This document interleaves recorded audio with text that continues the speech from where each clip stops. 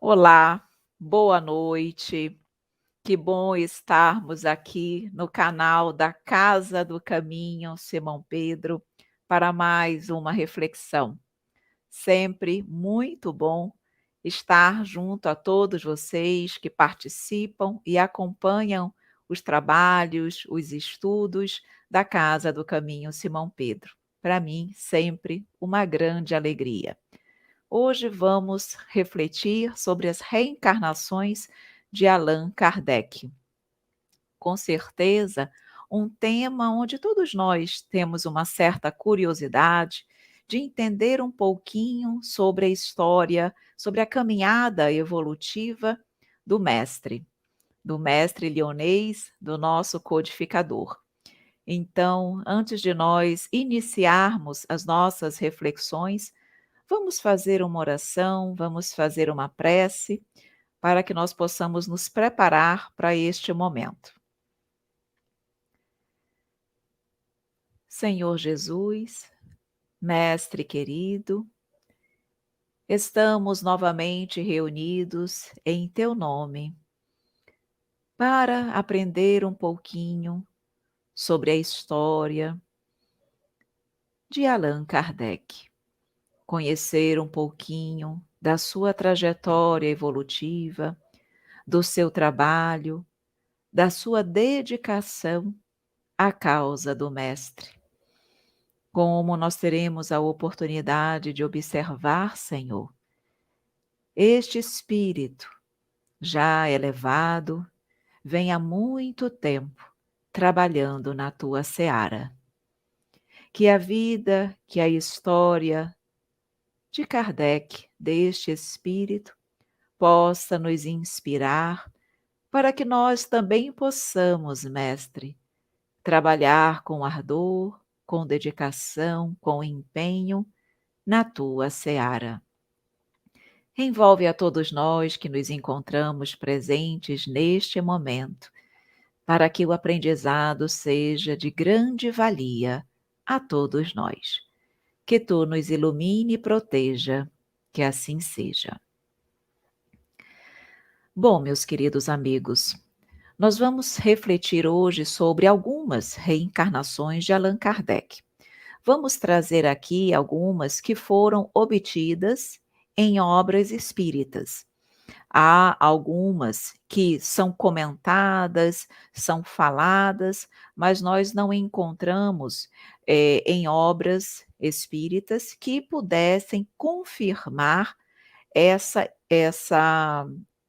informação, que pudessem realmente atestar que de fato há uma obra, há um autor, enfim, há um espírito que vem trazer informações sobre isso. Então, de início, realmente, nós vamos destacar 8 reencarnações de Kardec, porque essas 8, 7 são essencialmente obtidas em obras espíritas. A oitava, há uma dúvida dentro da nossa doutrina, mas nós vamos também comentar. Então, nós vamos falar quais seriam essas eventuais 8 reencarnações de Kardec. Algumas delas nós vamos falar mais a miúde, vamos trazer mais detalhamentos, e outras nós vamos falar mais rapidamente, até porque nós temos um tempo limitado para expor a temática, então optamos em destacar algumas que consideramos mais relevantes. Então, quais seriam essas eventuais 8 reencarnações? A primeira, quando o espírito de Kardec era ainda de um outro planeta, de um planeta da constelação de Órion, há 24 séculos antes do século XIX. Essa seria a primeira reencarnação dele, ou seja, antes mesmo de encarnar pela primeira vez no planeta Terra. Teria sido também, nós vamos explicar detalhadamente cada uma, eu só vou dizer as 8 e depois nós vamos detalhar. Teria sido ainda Atonis, um sumo sacerdote do Templo do Sol na antiga Atlântida. Teria sido ainda o faraó Akenaton, um faraó do Egito, Akenaton. A quarta reencarnação conhecida e trazida em literaturas espíritas de Kardec, ele teria sido o sacerdote Amenófis, também um sacerdote junto ao faraó, que nós vamos ver mais à frente, também junto a um faraó do Egito. A sua quinta reencarnação teria sido o druida Allan Kardec. A sua sexta reencarnação teria sido o centurião romano Quirilius Cornelius. A sua sétima reencarnação teria sido o reformador Jan Hus. E a sua oitava, que nós vamos avaliar, que há muito questionamento, muitas dúvidas, há posições contrárias dentro da doutrina, é que ele teria sido Chico Xavier. Mas, como há questionamentos divergentes, vamos trazer os dois, já que há essa consideração, de uma certa maneira, nós não podemos deixar de comentar. Então, vamos comentar inicialmente a primeira, que ele teria sido um ser extraterrestre de um dos planetas da constelação de Órion. Onde consta esta informação para que nós pudéssemos aqui abordar? Se encontra no livro de Camille Flammarion. O livro de Camille Flammarion que aborda essa questão é o livro Narrações do Infinito. Lá, nesta obra, num determinado momento, há um diálogo entre dois espíritos na erraticidade, entre o espírito Lumen e o espírito Quaerens. E nesse momento, nesse diálogo, trazido nessa narrativa, escrita por Camille Flammarion em 1869, Lumen está exatamente explicando para esse outro espírito, Quaerens, sobre os aspectos do passado longínquo da Terra, falando de outros tipos de vidas existentes na criação, há milhares de anos. E nessa narrativa, nessa explicativa, ele descreve a constelação de Órion. E ele diz que lá, nessa constelação de Órion, há um planeta em que os seres não têm a natureza vegetal e nem animal, como nós conhecemos aqui na Terra. Então, ele diz que lá, o que se observa nesse planeta da constelação de Órion não caberia em nenhuma das catalogações terrestres, ou seja, não caberia no reino vegetal, no reino animal, como nós aqui conhecemos. Então, não teria nem como ser catalogado por nós aquilo que é vivenciado nesse planeta da constelação de Órion. E aí, ele tem, eu vou ler para vocês, para que seja realmente a informação mais fidedigna possível. É agora, exatamente dentro dessa explicação, que ele fala que Kardec veio dessa constelação. Então, Lumen fala assim: foi lá que conheci o espírito, aí vem entre aspas, dentro do livro, encarnado no presente na Terra, que publica seus estudos sob o nome de Allan Kardec. Então, foi lá que conheci o espírito encarnado na presente Terra, ou que encarnou na Terra, e que publica seus estudos sob o nome de Allan Kardec. Aí continua. Durante nossa vida terrena, não nos recordamos de que éramos velhos conhecidos, mas nos sentimos, por vezes, atraídos um para o outro, por singulares aproximações de pensamento. Agora que retornou, tal qual eu, ao mundo dos espíritos, então isso aqui Kardec já havia retornado à espiritualidade, ele se vê, lembra também da singular República de Órion e pôde revê-la.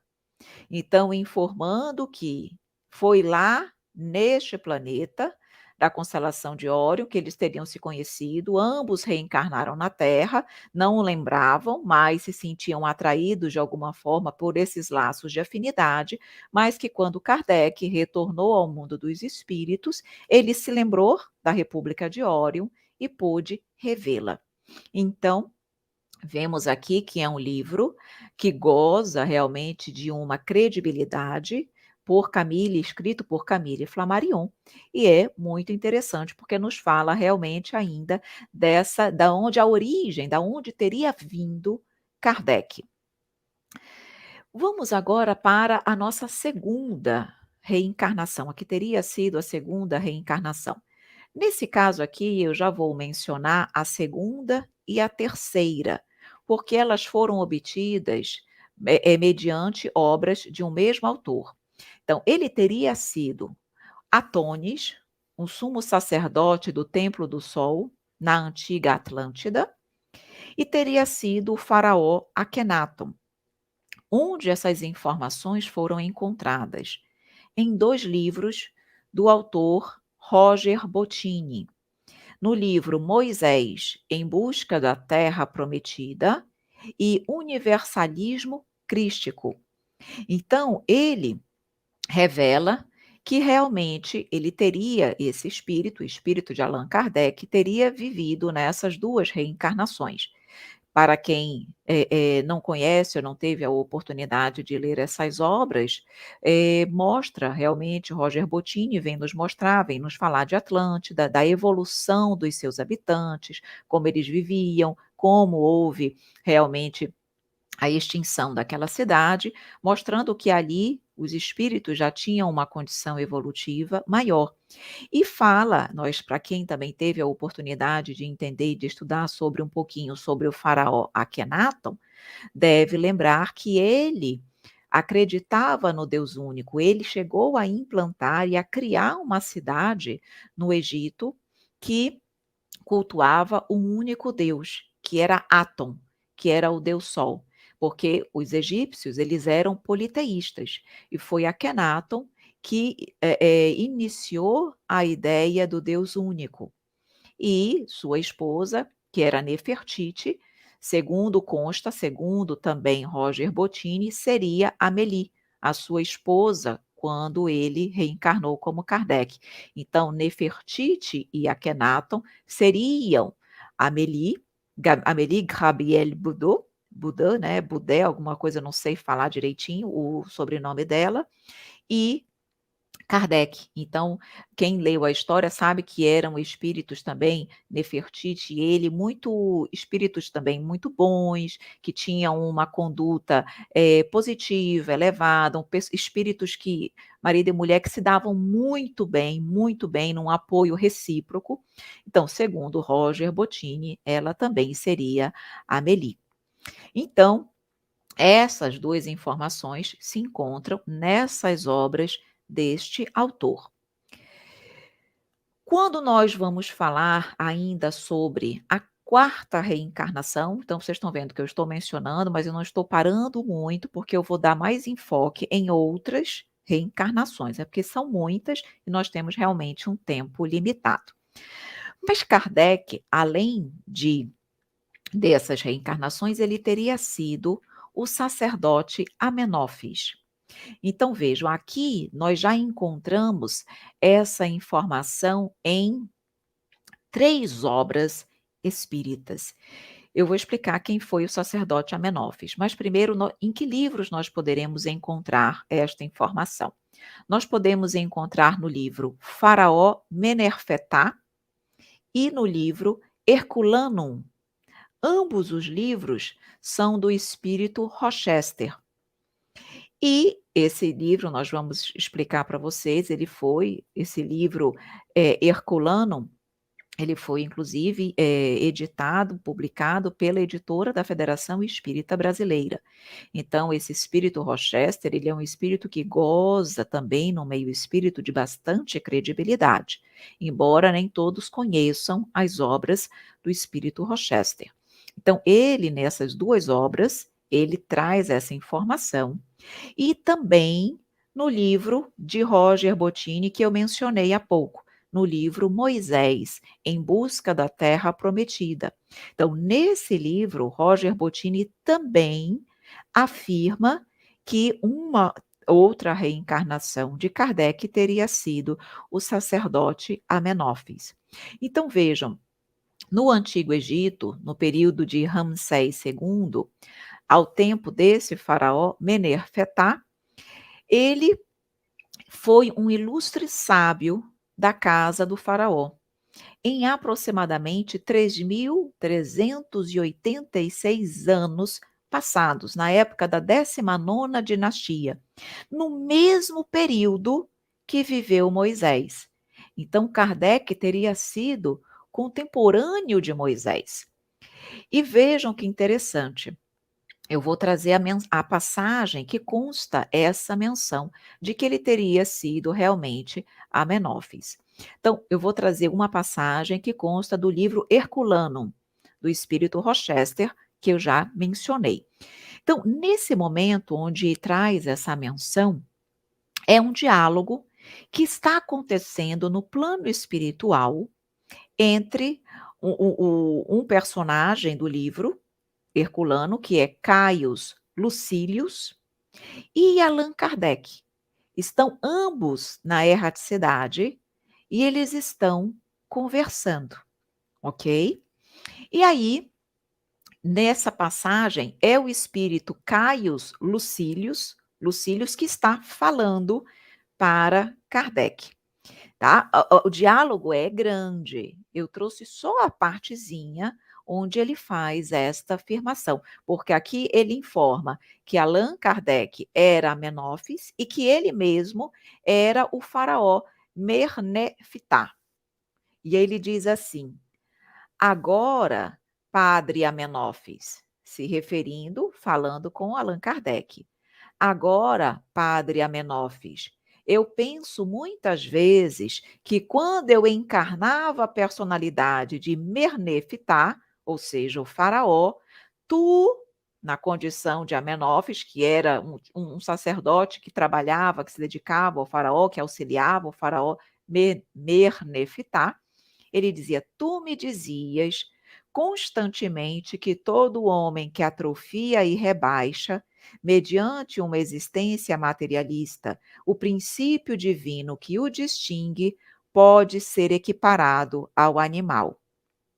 Não vemos, na época atual, milhares de criaturas que, pervertidas no ateísmo, cegadas por um orgulho ridículo, ávidas de fortuna e gozos, levam existência instintiva de irracionais? Nesse diálogo, o que acontece? Caius Lucílius, ele iria reencarnar. Ele iria reencarnar nesse momento de transição. E ele estava exatamente conversando com o espírito de Kardec. Então vejam que ele conversa e ele fala, ele chama o espírito de Padre Amenófis, fazendo referência ao período em que eles reencarnaram juntos no Egito, um na condição de sacerdote, que era o padre Amenófis, e o outro na condição de faraó. Então, esta informação, como eu falei, consta nessas 3 obras, e essa passagem que nós trouxemos está no livro Herculano, tá? Editado então pelo Espírito Rochester e editado pela Federação Espírita Brasileira. Sigamos agora para a próxima reencarnação. Nessa que nós vamos comentar agora, é uma que todos conhecem, nós vamos falar um pouquinho mais detalhadamente sobre ela. É quando ele foi um druida, um sacerdote celta, quando ele se chamou Allan Kardec. Como nós sabemos, o nome de Allan Kardec não era o nome de batismo. O seu nome era Hippolyte Léon Denisard Rivail. Esse era o seu nome de batismo. Allan Kardec foi um pseudônimo que ele utilizou quando ele teve ciência de que ele foi um sacerdote celta, um druida, e nessa época ele se chamava Allan Kardec. Então, essa informação foi passada a Allan Kardec em 1857 pelo espírito Zéfiro. O espírito Zéfiro, que trouxe algumas mensagens para Allan Kardec, viveu com Kardec nessa época, onde eles eram druidas. Então, eles haviam vivido juntos, exatamente na região das Gálias. A região das Gálias é a região, hoje, preponderantemente da França. Então, era aquela região da Europa naquela época. Então, quem foram os celtas? Vamos entender, vejam que nós já estamos, pelas informações, já estamos mostrando que o espírito de Kardec já era um espírito detentor de uma certa evolução, de um certo conhecimento espiritual, pelas possíveis reencarnações mencionadas nas obras que nós comentamos, já temos condições de avaliar que ele já era um espírito que trazia realmente uma bagagem evolutiva grande. Mas quem foram os celtas? Eles foram os grandes povos da Europa e eles viveram entre os anos 600 antes de Cristo até o ano mais ou menos 50 da era pré-cristã. E o termo druida significa, quer dizer, consciência do carvalho, que é exatamente uma árvore, era na época considerada uma árvore sagrada dos celtas. E eles tinham uma filosofia religiosa muito avançada. E nós vamos perceber que realmente dá para entender que Kardec já vinha adquirindo a ideia de Deus único, da imortalidade da alma, muito tempo antes de quando ele reencarnou como Hippolyte Léon Denisard Rivaio. Então, eles já tinham, os druidas, o povo celta, eles já tinham a ideia, a crença no Deus único. Isso já era algo que eles cultuavam. Eles, por exemplo, em função das suas festividades, em função também da sua cultura, eles deram origem a várias festividades que hoje ainda existem, como, por exemplo, o Halloween. E eles não eram apenas a função dos sacerdotes, não era única e exclusivamente uma função na esfera religiosa. Eles atuavam como professores, como médicos, como juízes, eles podiam se casar, eles já acreditavam na imortalidade da alma, eles já acreditavam na reencarnação, já acreditavam no livre arbítrio, já acreditavam, inclusive, na existência dos seres elementais, que nós ouvimos falar, a própria doutrina espírita já nos fala, já nos traz informações sobre os seres elementais. Então, nós percebemos que o druidismo tem muitos pontos em comum com o espiritismo, sendo mesmo um dos precursores, podemos dizer aí que era uma filosofia que era realmente precursora do espiritismo. Tanto é que Leon Denis, no livro O Gênio Céltico e o Mundo Invisível, ele vai fazendo exatamente uma análise dos pontos de encontro entre o druidismo, que era a religião celta, e o espiritismo. Então, nós percebemos que, de fato, Kardec, eu digo espírito de Kardec, já vinha também desde essa época familiarizado com as ideias que hoje nós identificamos dentro da doutrina espírita. E Rivaio, ou seja, o professor, ele aceitou plenamente a sua condição de druida reencarnado. Tanto é que ele adotou realmente o pseudônimo de Allan Kardec para os livros da codificação, porque como ele já era escritor, ele já tinha um conhecimento dentro da área, principalmente dentro da área de educação, porque ele era um professor e já tinha livros publicados com o nome de Hippolyte Léon Denisard Rivaio, ele optou pelo pseudônimo de Allan Kardec, até para não haver essa confusão. E também porque ele, no fundo, eles também sabia que aquela obra, as obras da codificação, não eram realmente dele. Ele codificou, ele organizou, mas, de qualquer maneira, era uma obra que provinha da espiritualidade. Então, como tal, ele também optou pelo pseudônimo de Allan Kardec.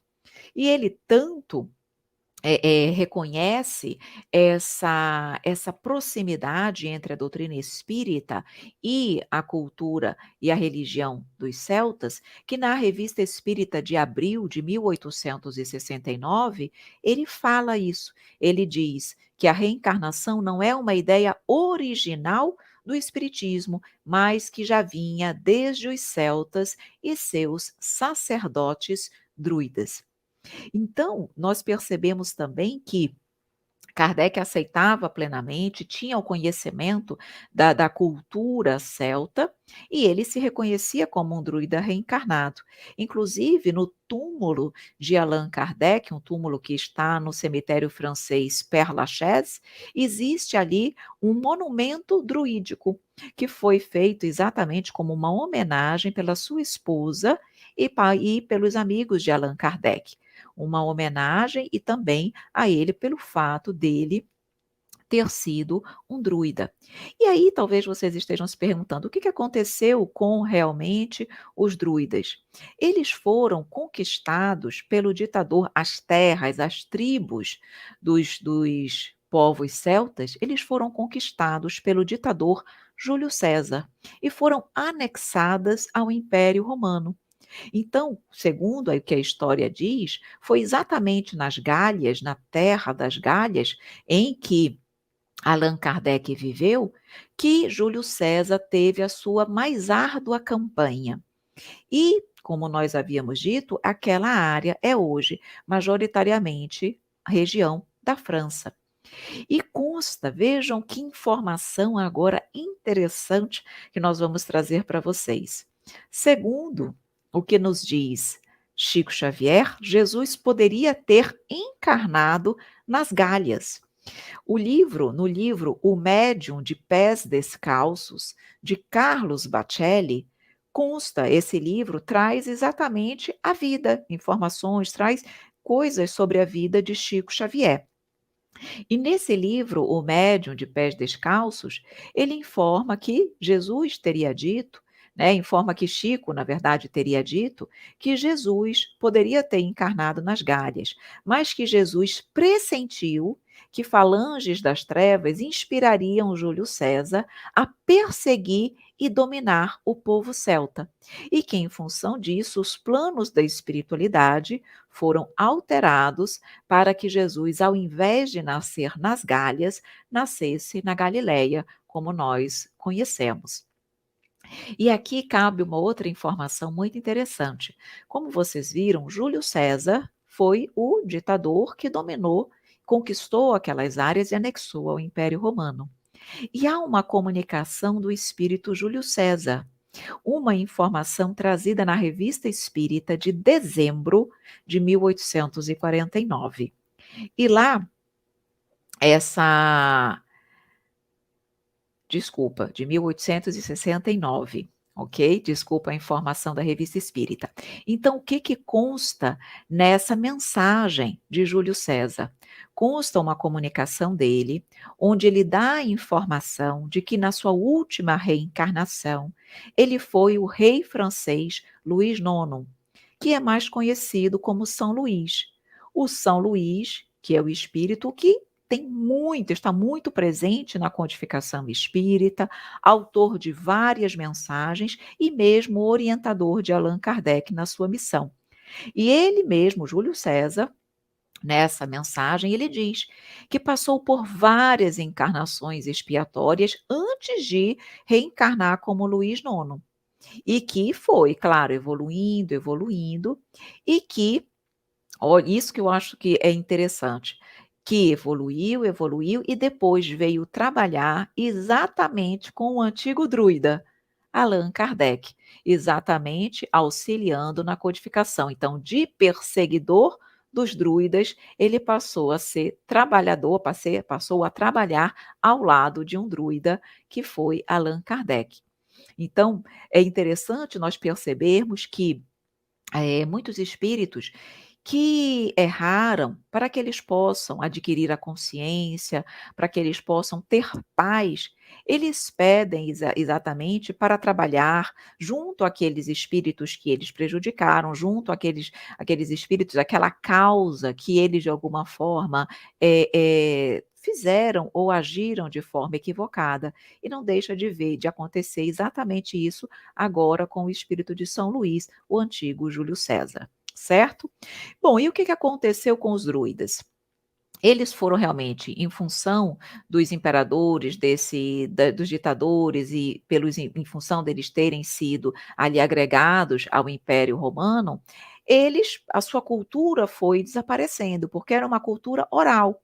Então, quando eles foram integrados à cultura romana, eles foram pouco a pouco perdendo essa cultura, a sua história. Interessante que muitos deles aceitaram o cristianismo. Houve até mesmo um certo sincretismo entre a cultura cética e a nascente Igreja Católica. Só que, claro, a nascente Igreja Católica de alguns séculos mais tarde. Só que a Igreja Católica depois, em função do poderio, em função dos seus interesses, ela não gostou desse sincretismo. E aí o que aconteceu?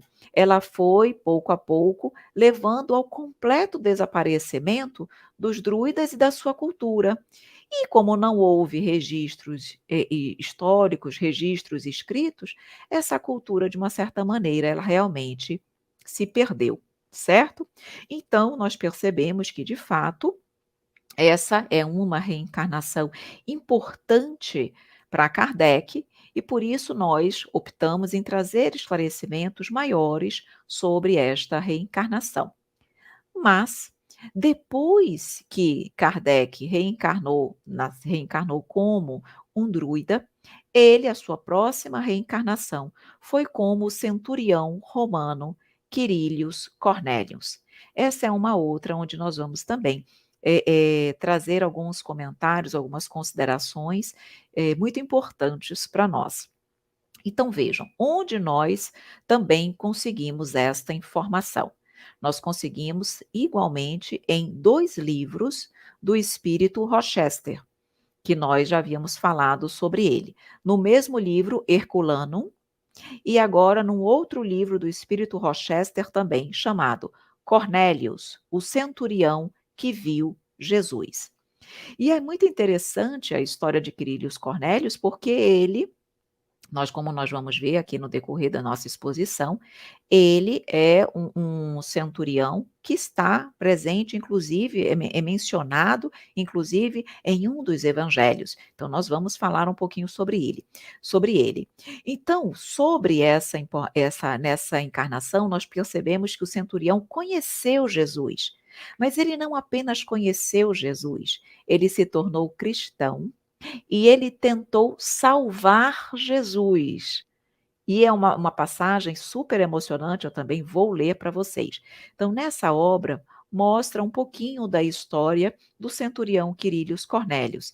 Nesse livro, Herculano, que é exatamente a passagem que nós vamos mencionar, está na obra Herculano, fala exatamente dos acontecimentos que cercaram a erupção do vulcão Vesúvio, no ano 79 da era cristã. Então, vai contar a história de espíritos que vivenciaram aqueles episódios, o drama que os envolvia, as suas relações. É uma leitura muito envolvente, é um livro bem interessante. E é ali que nós temos, então, essas informações. Então, vamos falar um pouquinho sobre o centurião Quirilius Cornélius. Ele nasce numa família abastada, tá? Numa família romana abastada, com esse nome, o seu pai é militar e passava muito tempo fora, e ele acabou sendo criado, mais educado pelo seu avô. E o seu avô logo percebeu que ele tinha uma predileção pelas letras, para a filosofia, o incentivou muito, inclusive, a seguir essa linha de cultura. Mas, por causa do seu pai, que era militar, Quirilius não teve muita alternativa e ele foi direcionado, então, para a carreira das armas.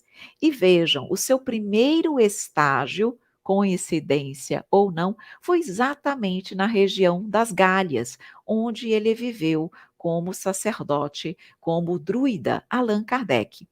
De lá, desse primeiro estágio, ele foi encaminhado para a região da província da Judéia, na época governada por Pôncio Pilatos. Pôncio Pilatos. E aí, como ele tinha muita cultura, como nós vimos, ele foi educado pelo seu avô, ele tinha muita cultura, ele tinha muita facilidade com as línguas, ele acabou sendo direcionado para as tarefas administrativas, dentro ali da área militar.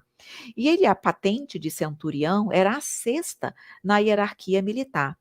E como ele tinha esse conhecimento, isso era muito útil para o exército romano, principalmente em terras longínquas, porque ele tinha facilidade com vários idiomas e isso facilitava, portanto, essa comunicação. E exatamente por isso ele foi tão direcionado para essas tarefas mais burocráticas. E foi exatamente dentre essas, realizando essas tarefas em áreas às vezes mais longínquas, em terras burocráticas também, em tarefas mais burocráticas, que ele conheceu a sua futura esposa, Abigail. Ela era uma mulher do povo e ele se apaixonou por ela e eles casaram. E foi exatamente em função disso, ela era uma mulher do povo, ele começou a conviver com as pessoas locais. E foi aí que ele ouviu falar de Jesus de Nazaré. Ele ouviu falar sobre esse homem que vinha fazendo muitas curas, muitas pregações, trazendo ideias avançadas para aquela época, e seu nome era Jesus de Nazaré. E vejam o que aconteceu. Para a surpresa do centurião Quirilius Cornélios, uma das primeiras tarefas que o seu comandante lhe passou foi exatamente que ele deveria atuar à paisana, espionando Jesus, espionando o trabalho de Jesus, porque havia autoridades daquela região que estavam pressionando as autoridades romanas para que tomassem alguma providência em relação a Jesus de Nazaré. E ele foi então levado a espionar Jesus de Nazaré. E vejam, quando ele conheceu Jesus, que ele foi então ouvir Jesus, ele tinha que passar a fazer um relatório sobre Jesus. Essa era a sua tarefa.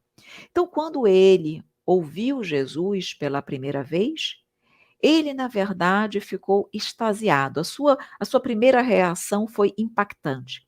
Ele ficou extasiado, maravilhado ao ouvir a voz do mestre, aquela voz melódica, aquela voz serena. Ele sentiu o grande magnetismo que exalava da personalidade de Jesus. E ele tinha que fazer esse relatório dizendo se Jesus era ou não uma ameaça. Essa era a função de Quirilius Cornélios. E ele, quando ouviu Jesus, eu trouxe as palavras que ele usou. Então, as palavras que encontramos na obra, ele diz assim: naquele momento, a mim se afigurava inútil a vida, desde que não tendesse para uma finalidade celeste, qual a descrevia. Então, naquele momento, ele percebeu que se nós não reservássemos a nossa vida para algo útil, para algo positivo, era uma vida sem utilidade. Então, tudo isso ele captou e percebeu pelas palavras de Jesus. E ele também presenciou Jesus curar uma criança que tinha paralisia nos membros inferiores, e aquela criança foi instantaneamente curada.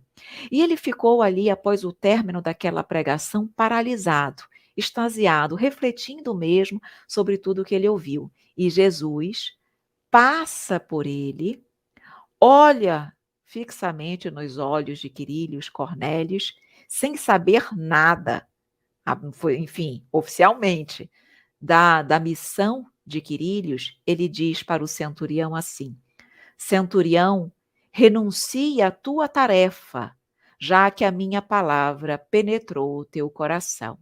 Justo hás de ser comigo. E seguiu com os seus discípulos, deixando Quirilius ali imerso em seus pensamentos. Então, quando ele conheceu Jesus, ele fez um relatório favorável a Jesus, dizendo, na verdade, que ele não representava ameaça alguma para os interesses de Roma, da região. Ao contrário, que ele apenas pregava aos seus discípulos o desapego aos bens materiais e às glórias mundanas. E sempre que ele podia, ele ia realmente ouvir o mestre. Chegando um momento que ele procurou Jesus para curar o seu servo. Está lá no Evangelho de Mateus, no capítulo 8, versículos 5 a 13. Então, ele, sempre que ele podia, ele ia buscar o mestre para ouvir suas pregações. Mas nesse momento ele foi buscar Jesus, pedir ajuda para que ele curasse o seu servo, o seu empregado que se encontrava doente na sua residência. E aí, quando ele buscou Jesus, colocou, enfim, externou a sua vontade, Jesus se mostrou favorável para ir até a casa do centurião realizar a cura. Só que isso não era permitido pela cultura da época, pelas tradições da época, porque Jesus, considerado judeu por todos, ele não poderia ir na casa de um estrangeiro, de um pagão. Isso era contra as tradições da época. Mas Jesus tinha se disposto a ir. E aí, Quirilius Cornélios, sabendo disso, que a tradição não permitia, disse para Jesus: Eu não sou digno de que entreis em minha casa. Dize uma só palavra e meu servo ficará curado. E nesse momento, Jesus disse: Nunca encontrei alguém que tivesse tamanha fé em Israel. Eu lhe digo: muitos virão do Oriente e do Ocidente e se sentarão à mesa do reino dos céus, junto com Abraão, Isaque e Jacó. E o servo do centurião foi curado à distância. Essa é considerada a primeira cura à distância de Jesus, porque ele não chegou a ir até a casa do centurião para curar o servo e ele curou o servo. E aí vejam que interessante. Quirilius, quando soube que Jesus tinha sido preso, que ele seria, enfim, condenado à morte, tudo isso, tentou salvá-lo. Isso está na obra, tá? Ele tinha certeza de que Jesus era um reformador, era, na realidade, uma pessoa que vinha combater as injustiças, a opressão. E ele, como ele era centurião e como ele era da segurança, ele tinha acesso aonde Jesus estava preso. E ele, colocando perante os que estavam lá, que ele estava ali vigiando o preso, né, o condenado Jesus, ele chegou até Jesus e se ofereceu, vejam, se ofereceu para trocar de lugar, para salvar Jesus, libertar Jesus, para que Jesus pudesse fugir e ser salvo, e ele ficaria ali no lugar. Mas Jesus não aceitou. E nesse momento, Jesus diz para ele que, na realidade, a missão dele, o trabalho dele era ali perecer naquela situação, mas que Jesus não desdenhava a contribuição, aquela ajuda que ele estava recebendo do centurião. E nesse momento Jesus ficou olhando como se estivesse olhando para o nada, para o infinito, como se estivesse vendo algo do futuro, que é exatamente o que acontece, e aí nesse momento ele fala que ele no futuro seria queimado pelo nome de Jesus, em nome de Jesus. E aí vocês vão entender como essa predição de Jesus faz referência a uma próxima reencarnação que nós já vamos comentar, que foi exatamente o reformador Jan Hus, que foi morto, queimado na fogueira. Então ele estava fazendo uma previsão desse futuro, dessa futura reencarnação. Então, eu vou ler para vocês, já contei mais ou menos o que aconteceu, mas vou falar agora as palavras que o centurião Quirilius Cornélios utilizou nesse momento. Então ele disse assim: "Mestre", quando ele estava na prisão conversando com Jesus, "Mestre, não posso conformar-me, sendo tu tão bom, tão puro, que pereças assim de uma morte infamante. Deixa-me salvar-te. Toma minha armadura, toma este manto e esta chave. Abre aquele portão que ali vês. Dali irás até minha casa, onde moram pessoas dedicadas que te facilitarão a fuga da cidade. Deixa-me morrer em teu lugar, porque a vida de um soldado obscuro não vale a de quem, como tu, é providencial e benéfica a todos." E aí vem as palavras de Jesus, então, comprovando que ele seria realmente o espírito de Allan Kardec. Então, naquele momento, Jesus, seu rosto já estava pálido, estampando os sofrimentos que ele havia sentido até aquele momento, ele disse ao centurião: vou ler também. Agradeço-te e muito aprecio o teu devotamento, mas não posso aceitar. Mas não supões que eu desdém do sacrifício da tua vida. E é nesse momento que Jesus para, olha para o vácuo, assim, para o horizonte, como se ele estivesse realmente tendo uma visão, e ele continua. Prestem atenção. Pois tu hás de morrer por mim. Estou a ver as chamas da fogueira que te espera, mas isso não será por agora. Ou seja, Jesus sabia que não era naquela encarnação, como Quirilius Cornélios, que ele iria morrer, dar a sua vida por Jesus, numa fogueira, seria numa posterior. E aí, naquele momento ainda, vejam que bonito também. Ele disse: Vejo que me pertences, que minhas palavras te tocaram o coração. Ele pega uma jarra de água, o centurião se ajoelha e Jesus joga um pouco de água sobre a sua cabeça e diz: em nome do Pai Celeste, Criador e Senhor de todas as forças, do corpo e da alma, eu te franqueio a fonte da verdade para que prossigas proclamando-a aos deserdados da terra. Aí depois Jesus continua: será então que lhes enviarei o Espírito de verdade, e a cortina que barra a pátria da alma se rasgará. Os mortos ressuscitarão e falarão aos homens por diversos meios. Quando Cornélios recebeu isso, ele realmente se já era cristão, continuou se tornando cristão, ele acompanhou Jesus na hora da crucificação, ele pregou a palavra de Jesus até o fim, ele deixou de ser centurião, se tornou um dos líderes de uma das primeiras comunidades cristãs.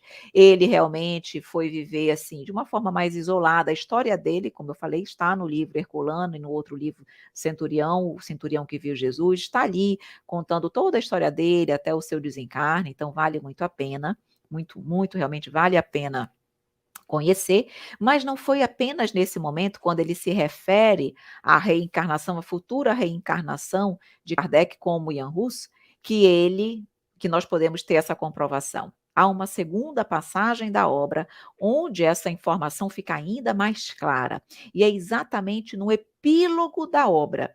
Lembram que eu comentei que ali havia uma conversa entre Caio Lucílius e Allan Kardec, na erraticidade? Pois muito bem.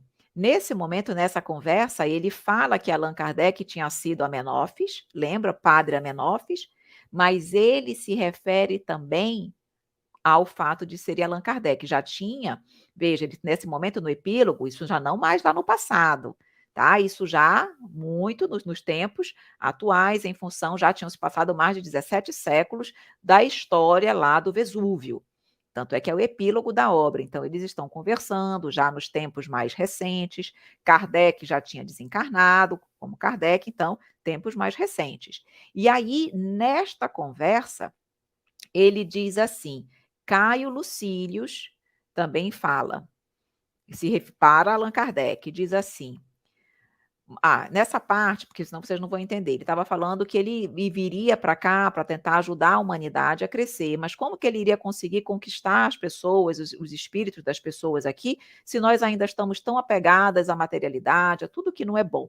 Então ele diz assim: a esses, ou seja, essa humanidade meio que perdida, como conquistá-los? Aí ele diz: como encontrar a pista de suas almas? Tu mesmo, tu, valoroso centurião, que não há muito foste Allan Kardec. Ele fala expressamente: tu mesmo, tu, valoroso centurião, se referindo ao centurião Quirilius Cornélios. Tu, valoroso centurião, que não há muito foste Allan Kardec, porque Allan Kardec já tinha desencarnado, tu que na última encarnação te devotasse à fundação de uma doutrina que esclarece e consola a humanidade, quantos dissabores não amargaste? E mais adiante, na continuação ainda desse epílogo, ele diz, tem uma passagem lá: depois o espírito Kardec ascendeu aos páramos infinitos. Então, nesta passagem, neste epílogo, ele fala que ele foi o centurião e que ele foi Amenófis, claramente. Então, realmente vindo a confirmar essa informação de que ele foi o centurião Quirilius Cornélios. Bom, tempo passa, procurarei ser mais rápida, porque, enfim, nós ficaríamos aqui muito tempo conversando sobre isso. Mas vamos agora, então, para a reencarnação, então, agora sim, do reformador Jean Hus, ou Jan Hus, que foi queimado vivo, ok? Que é exatamente a previsão da reencarnação que Jesus teria feito quando ele foi Quirilius Cornélios. Então, Jan Hus, ele nasceu na República Tcheca, em torno ali, segundo consta, possivelmente em 6 de julho de 1369. Ele foi atraído pela profissão clerical, ele estudou em Praga, ele era mestre em teologia, ordenou-se padre em 1400 e começou realmente a pregar. Ele exercia o seu ofício e proferia sermões em língua tcheca, mas o que aconteceu? Ele começou a perceber que aquilo ali não atendia às suas necessidades, aquilo ali não supria o que a sua alma desejava. E por quê? Porque ele não aceitava a supremacia papal, mas ele só aceitava a supremacia do Cristo. Ele era contra as indulgências. Então, ele começou a se rebelar, porque aquilo ali era contrário ao que ele acreditava. E, claro, em função disso, ele foi, em pouco tempo, ele foi condenado, rechaçado pela Igreja Católica e foi queimado vivo em Constança, em 6 de julho de 1415. Memorizem essa data, porque ela vai ser uma das coisas que vieram posteriormente confirmar essa informação de que Kardec teria sido Jean Hus. Então, essa foi a figura do reformador Jean Hus, tá? Onde veio a informação de que esse reformador teria sido Allan Kardec. Nós temos 3 fontes que vêm confirmar essa informação. A primeira notícia de que Kardec teria sido o reformador de Jan Hus veio pelo pesquisador espírita Canuto Abreu. Ele pesquisando exatamente na livraria Leimarie, em 1921, ele teve acesso, vejam, ele teve acesso a uma psicografia da médium Hermance Dufault, em 1857. Nessa psicografia da médium Hermance Dufault, ali consta que Kardec teria sido o reformador Jan Hus.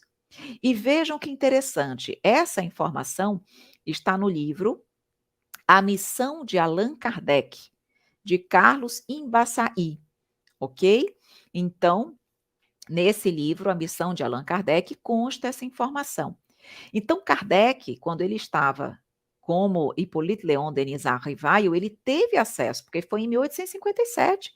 Hermance Dufault teve contato com Kardec, ele sabia dessa informação, mas ele, de forma modesta e humilde, não falou, não externou isso à humanidade.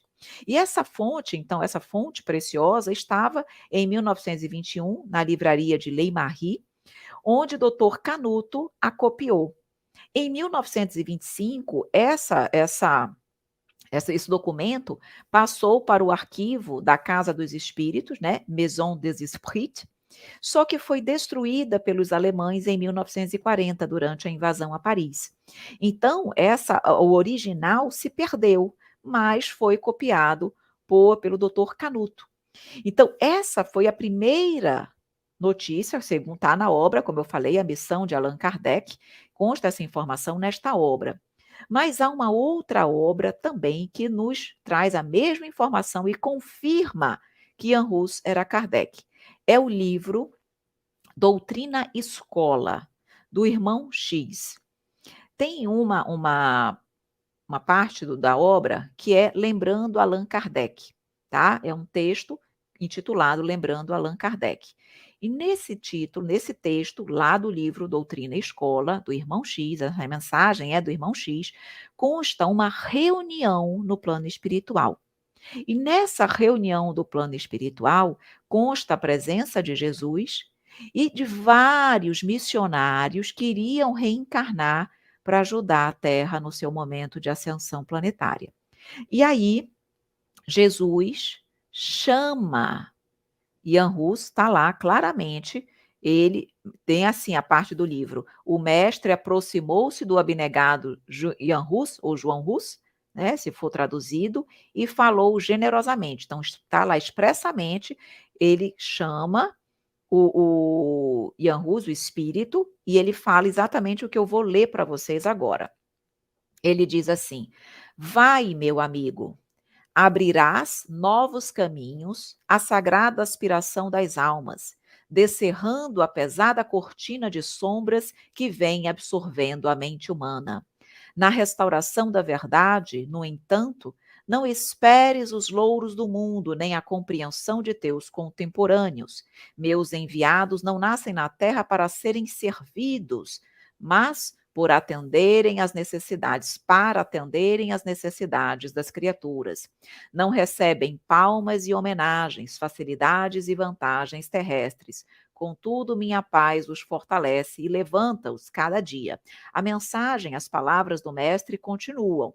E aí depois vem: daí a algum tempo, no albor do século XIX, nascia Allan Kardec em Lyon para trazer a divina mensagem.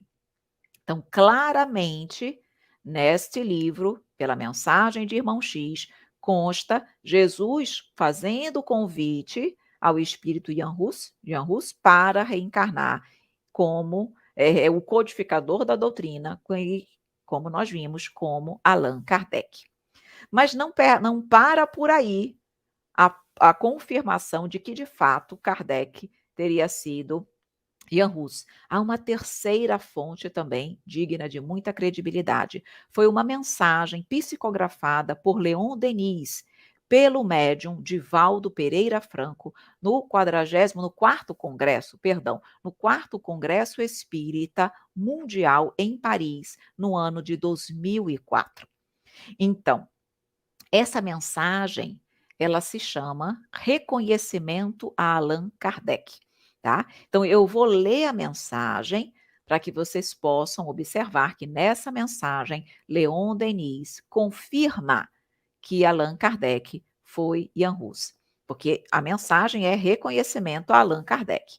E diz assim: no mesmo ano em que Napoleão Bonaparte foi consagrado imperador dos franceses, Hippolyte Léon Denisard Rivaio nasceu em Lyon, em 3 de outubro de 1804. Agora vem a informação, atenção. Transferido da fogueira de Constance em 6 de julho de 1415, data em que Jan Hus foi queimado vivo. 6 de julho de 1415, em Constância. Então, transferido da fogueira de Constância em 6 de julho de 1415 para os dias gloriosos da intelectualidade de Paris, Kardec dedicou-se ao apostolado da doutrina ensinada e pregada por Jesus. Sua vida e sua obra testemunham sua grandeza, missionário da verdade. Nós, os beneficiários da sua sabedoria, agradecemos emocionados e pedimos humildemente: ore por nós, tu que já estás no reino dos céus. Então vejam que nós temos aí 3 fontes extremamente dignas de credibilidade, confirmando esta informação. Então, teria sido o reformador Jan Hus. E o último questionamento sobre uma possível reencarnação de Allan Kardec é se ele teria ou não reencarnado como Chico Xavier. Como nós sabemos, existem, na verdade, 2 posições, ambas formadas por pessoas com muito crédito dentro do movimento espírita, mas trazendo posições diametralmente opostas. Há quem afirme que Kardec reencarnou novamente, como consta na obra Obras Póstumas, que ele não demoraria muito a reencarnar após desencarnar como Allan Kardec, que essa reencarnação aconteceu e foi como Chico Xavier. E há outros que dizem não. Vou primeiro isso aqui nosso tempo já esgotou, já estou com 1 hora, mas agora é a última, nós já vamos finalizar. Só vou trazer essas 2 informações muito rápidas, porque nós não temos tempo. Cabe a todos nós estudarmos, pesquisarmos para sabermos mais. Existe uma obra foi publicada em 1991, uma obra que se chama Kardec Prossegue, de Adelino da Silveira. Nessa obra, Kardec Prossegue, de Adelino da Silveira, é uma obra pioneira que defende a tese de que Chico Xavier é a reencarnação de Kardec. E, segundo Adelino da Silveira, essa obra, o livro, foi revisado pelo próprio Chico Xavier e que teria sido, inclusive, orientado por Emmanuel. E ele diz que Chico Xavier não só autorizou o livro, Kardec Prossegue, como ajudou na sua revisão. E ele, tanto é que ele diz, alguma vez eu iria publicar algo sem o consentimento de Chico? Ele era amigo de Chico. Ele conhecia Chico. Então, ele disse, eu não iria publicar uma obra sem o conhecimento e sem a aprovação dele. E Chico Xavier, segundo consta, teria, inclusive, dado essa obra de presente para várias pessoas. Constam que ele fez dedicatórias nessa obra para várias pessoas, e essas dedicatórias estão documentadas em fotos, em objetos e vídeos. Ou seja, Chico Xavier, se ele revisou a obra, se ele autorizou a obra, se ele dava a obra de presente com dedicatória, ele estava implicitamente confirmando que ele, de fato, era a reencarnação de Allan Kardec, certo? Então, isso e junto com Adelino da Silveira, a Geraldinho Lemos, que também conviveu vários anos, era amigo de Chico Xavier, confirma esta mesma informação, e além de outros que têm a mesma ideia, tá? Então, tá nesse livro Kardec Prossegue. E há quem diga o inverso. Então, quem nós temos também dizendo o inverso? Pessoas de peso dentro do movimento espírita. Temos Arnaldo Rocha, que é médium e ex-marido de Meimei. Arnaldo Rocha, a estudiosa da vida de Kardec, Dora Encontre. Nós sabemos que ela faz estudos da vida de Kardec, e outros também que dizem que não. Então, Arnaldo Rocha era também amigo íntimo de Chico Xavier. E ele disse claramente que Chico Xavier teria dito a ele que ele foi realmente contemporâneo de Kardec, mas não Kardec, que ele teria sido a médium que atuou com Kardec, teria sido a Ruth-Celine Jafé, que na verdade, segundo ele consta, não se pronuncia Jafé, se pronuncia, segundo correção do próprio Chico Xavier, Japé, como com P, não com F. E como ele conta que ele teve essa informação, onde Chico Xavier teria claramente dito a ele que ele era Ruth-Celine Japé. Se ele fosse Ruth-Celine Japé, não poderia ser Kardec. Então, ele diz o seguinte, que um dia ele estava perguntando a Chico Xavier sobre obras póstumas, sobre informações que traziam em obras póstumas, falando que Kardec, na época, se reunia na casa do senhor Jafé, porque ele se reunia na casa do senhor Rustem e do senhor Jafé, para ver as mesas girantes. E aí ele diz assim, nesse momento eu pronunciei o Jafé, o PH, com um som de F, falando Jafé. E aí ele diz, e ele me corrigiu, Chico me corrigiu, dizendo que não era Jafé, era Japé, com PH, confirmando que o nome tinha uma descendência judaica, porque, na verdade, Ruth-Celine Japé tinha uma descendência judaica. Aí, Arnaldo Rocha diz que pergunta a Chico Xavier o seguinte, quem é aquela loira de olhos azuis com o nome de Ruth-Celine Japé? Perceberam? Que ajudava Kardec na codificação. Aí diz, palavras dele, ele me respondeu, você está falando com ela. Ou seja, que naquele momento, Chico Xavier estava confirmando que ele tinha sido Ruth-Celine Japé. Então, obviamente, ele não teria condições de ser Allan Kardec. Ele realmente foi contemporâneo mas ele não foi o próprio, contemporâneo dali da época da codificação, mas ele não teria sido o próprio Allan Kardec.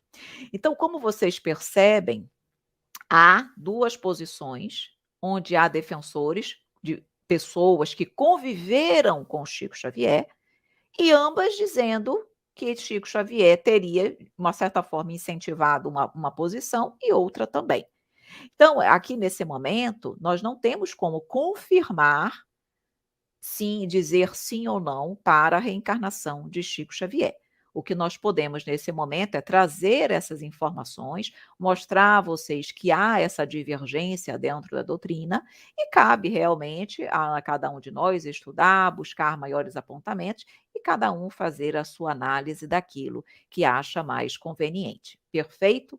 Meus queridos amigos, o nosso tempo já extrapolou, eu peço desculpas por ter excedido um pouquinho, mas realmente queria trazer essas informações para vocês. Vamos finalizar agora com uma poesia, eu sempre gosto de trazer uma poesia, preparamos uma poesia intitulada Allan Kardec, nossa singela homenagem a esse espírito que vem há tanto tempo trabalhando em benefício da humanidade, trabalhando para a vivência do Evangelho de Jesus em nossas vidas. Então, essa poesia diz: Allan Kardec foi o codificador da doutrina espírita, trazendo ao homem instrução bendita. Seu nome era Hippolyte Léon Denisard Rivail, possuidor de personalidade nada pueril. Nascido em 1804 em Lyon, na França, mostrou personalidade e muita liderança. Estudou no Instituto Pestalozzi, na Suíça. Teve educação esmerada de amor e de justiça. Professor com vários livros publicados, teve vários pela sociedade destacados. Homem culto que falava vários idiomas, certamente merecedor de muitos diplomas. Em 1832, com Amélie Boudot se casou, uma esposa que sempre o ajudou. Casal digno e de moralidade inegável, com grande amor e conduta afável. Pelo amigo e estudioso senhor Fortier, as mesas girantes foi convidado a ver, mas sem acreditar cérebro à mesa ter, preferiu no momento não se envolver. Em 1855 assiste a algumas experiências, tomando a partir daí importantes providências. Passou a estudar o espiritismo com dedicação, presenteando a humanidade com a codificação. Nunca teve teoria pré-concebida. Observava, comparava e deduzia. Aplicou o método experimental, deixou-nos ensino fundamental. Publicou o Livro dos Espíritos e teve ainda 4 outros escritos, sendo o Pentateuco kardeciano instrução vital ao nosso cotidiano.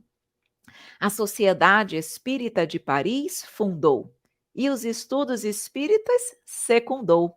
Com a Revista Espírita elucidou dúvidas e o Espiritismo selou. Em 1869 desencarnou, mas a todos nós ajudou. Substituiu a fé cega na vida futura, numa grande certeza sem tortura. Considerado bom senso encarnado, em seu imenso trabalho foi obstinado. Pela doutrina foi grande apaixonado, sendo por nós sempre lembrado. Muito obrigada.